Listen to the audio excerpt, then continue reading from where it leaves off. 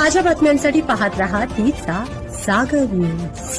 रेटरे बुद्रुक येथील यशवंतराव मोहिते कृष्णा सहकारी साखर कारखान्याच्या निवडणुकीत भोसले गटाने विजयाची हॅट्रिक केली आहे।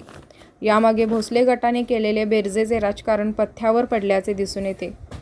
कराडवरून उंडाळकर गट, इंद्रजित मोहितेंचा पाठिंबा, वाळव्यातून जयंत पाटील, महाडिक गटाची मिळालेली साथ, कडेगाव तालुक्यातून आमदार विश्वजित कदम यांच्या पाठिंब्यामुळे निवडणुकीचे चित्रच पालटले। प्रचारावेळी सत्ताधारी भोसले गटाने आक्रमक नियोजनबद्ध प्रचार यंत्रणा राबवली। कारखान्याची आर्थिक स्थिती, विकास कामे, ऊस उत्पादनाने दिलेल्या सुविधा आणि भविष्यातील प्रकल्पांचा प्रभावीपणे प्रचार केला। त्यावेळी विरोधकांच्या आरोपांना उत्तर देण्याची रणनीती भोसले गटाने यशस्वीपणे राबवली। त्यामुळे विरोधकांनी उपस्थित केलेल्या अनेक मुद्द्यांचा प्रभाव मतदानावर पडल्याचे दिसत नाही। भोसले गटाने गेल्या 11 वर्षाच्या पारदर्शक व बक्षीसपात्र कारभाराचा भक्कम पाया मतदारांसमोर ठेवला।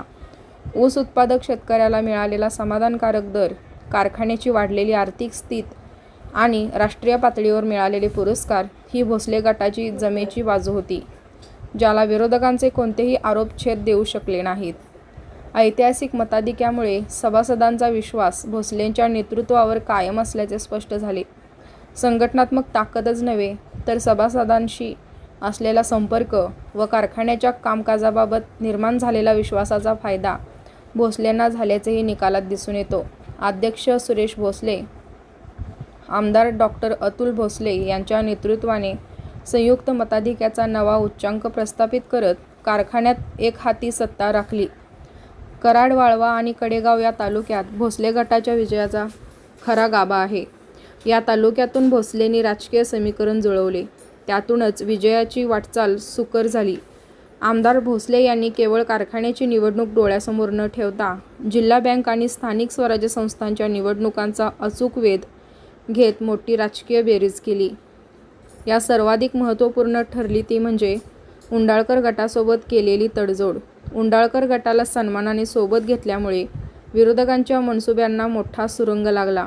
इंद्रजित मोहिते यांनी दिलेला पाठिंबा तसेच त्यांना सोबत घेण्याच्या रणनीतीमुळे कृष्णाकाठाच्या जुन्या जाणत्या आणि निष्ठावंत मतदारांनी भोसलेंच्या बाजूने एकमुखाने कौल दिला।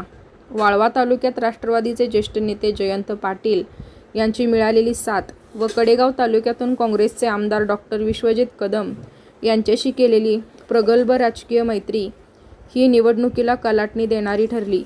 महाडिक गटानेही त्यांची ताकद भोसलेंच्या मागे उभी केल्याने हा लढा सर्वसमावेशक बनला। त्या गणितांमुळे विरोधकांचे संघटन पुरते विस्कळीत झाले। निवडणुकीच्या निकालामुळे डॉक्टर अतुल भोसले यांच्या नेतृत्वावर सभासदांनी पुन्हा एकदा विश्वासाची घट्ट मोहर उमटवल्याचेही स्पष्ट झाले। वाढलेले मताधिक्य त्यावरच शिक्कामोर्तब करते। विरोधकांकडे ठोस मुद्द्यांचा अभाव होता।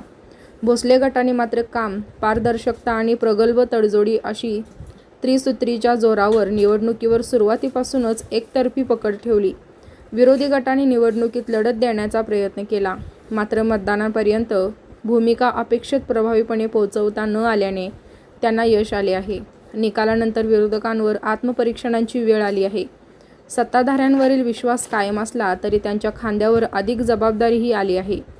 सभासदांच्या अपेक्षा पूर्ण करताना पारदर्शकता, आर्थिक शिस्त आणि विकास कामाची गती कायम राखावी लागणार आहे। ब्युरो रिपोर्ट, तिचा जागर न्यूज।